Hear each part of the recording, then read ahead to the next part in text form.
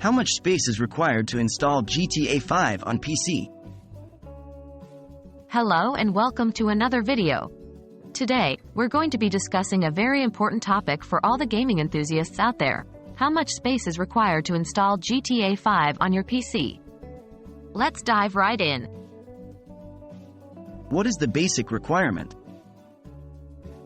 When it comes to installing Grand Theft Auto 5 or GTA 5 on your PC, you need to keep in mind that the game itself is pretty big. At its release, the basic space requirement was 65 gigabytes. This is just the initial space required to install the game on your PC. What about updates and DLCs? However, over the years, the game has received numerous updates and downloadable content, DLCs. Each of these additional pieces of content takes up more space.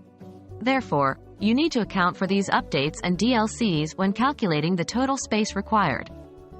As a rule of thumb, you should have an additional 10 to 20 gigabytes of space available for updates and DLCs.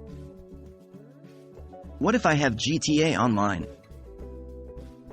Things get a bit more complex if you're playing GTA Online. This version of the game receives more frequent updates, and therefore requires more storage space.